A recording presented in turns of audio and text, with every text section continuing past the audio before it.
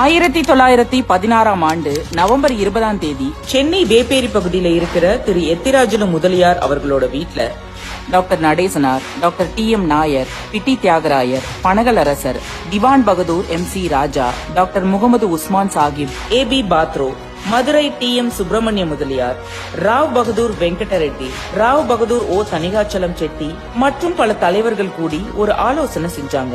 அந்த கூட்டத்துல எடுக்கப்பட்ட முடிவுதான் இன்னைக்கும் நம்ம தமிழ்நாடு இந்திய சராசரியை விட கல்வியிலையும் சுகாதாரத்திலையும் அனைவருக்குமான பொருளாதார வளர்ச்சியில உயர்ந்து நிக்கிறதுக்கும், மதவாத சக்திகளுக்கு இடம் கொடுக்காம சமூக நீதி மண்ணா நிலைச்சு நிக்கிறதுக்கும் விதையா அமைஞ்சது. இப்படி பிராமணர் இல்லாத தலைவர்கள் கலந்துகிட்ட அந்த கூட்டத்தோட விளைவா உருவானதுதான் நீதி கட்சின்னு அழைக்கப்பட்ட தென்னிந்திய நல உரிமை சங்கம்.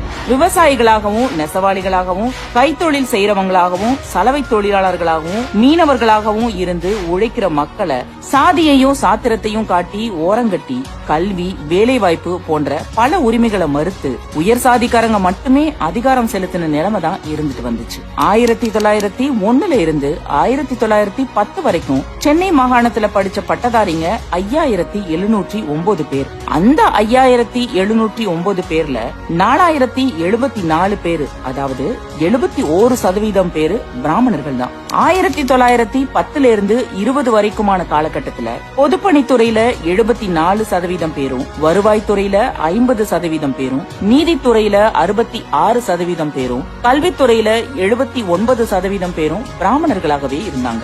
அரசியல்னு எடுத்துக்கிட்டோம்னா 1910 இருந்து 20 வரைக்கும் மின்டோ மார்லி சட்டப்படி சட்டசபையில வேலை செஞ்ச 9 இந்திய அதிகாரிகள்ல 8 பேரு பிராமணர்கள். இத்தனைக்கும் ஒட்டுமொத்த சென்னை மாகாணத்தோட மக்கள் தொகையில அவங்க வெறும் 3% தான். இப்படி குறிப்பிட்ட ஒரு சமூகம் கல்வி, வேலை வாய்ப்புல ஏகபோக உரிமை கொண்டவங்களாகவும், மீதமுள்ள 97% பேர் வாய்ப்பு மறுக்கப்பட்டவங்களாகவும் இருந்தாங்க.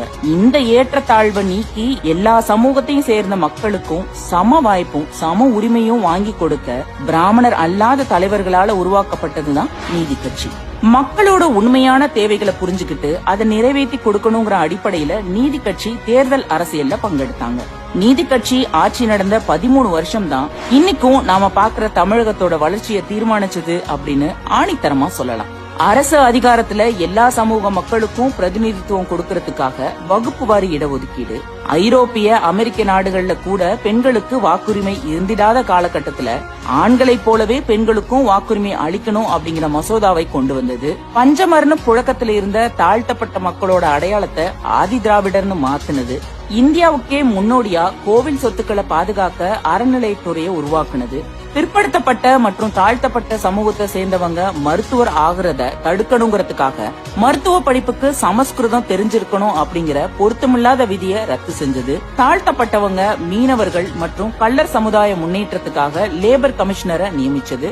ஆதி திராவிட மக்களுக்கு இலவச வீட்டுமனை, விவசாய நிலம், கடன் உதவிகள் கொடுத்தது. பின்தங்கிய சமூகத்தை சேர்ந்த ஏழை எளிய மாணவர்களுக்கு இலவச கல்வி, இலவச புத்தகம், இலவச சீருடை, இலவச மதிய உணவுன்னு ஏராளமான உதவிகள் செஞ்சு தங்களோட ஆட்சி மூலமா சமூக பொருளாதார வாய்ப்புகளை அந்த மக்களுக்கு ஏற்படுத்தி தந்தது நீதி கட்சி தான். குறிப்பா சொல்லணும்னா நீதி கட்சியோட தலைவர்களில் ஒருவராயிருந்த திரு PT ராஜன் அவர்கள் கூட்டுறவு இயக்கத்திற்கு உயிரூட்டி அதற்கு மறுவாழ்வு கொடுத்தார். தற்போது கூட்டுறவு அமைப்புகள் மக்களுக்கு செய்து வரும் சேவைகளுக்கு இவரது பணியே அடித்தளமா இருந்துச்சு. பின்னாட்களில் இந்த தலைவர்களோட வழியை பின்பற்றியே மக்கள் பணியை முன்னெடுத்தாங்க நீதி கட்சியின் உறுப்பினர்களா இருந்த பெரியாரும் அண்ணாவும். இப்படி பல துறைகள்லயும் மாற்றத்தையும் ஏற்றத்தையும் ஏற்படுத்தி இன்னைக்கு நாம பாக்குற இந்த வளர்ச்சி அடைந்த தமிழகத்திற்காக அடித்தளத்தை ஏற்படுத்தி கொடுத்தது நீதி கட்சின்னு சொன்னா அது எந்த விதத்திலும் மிக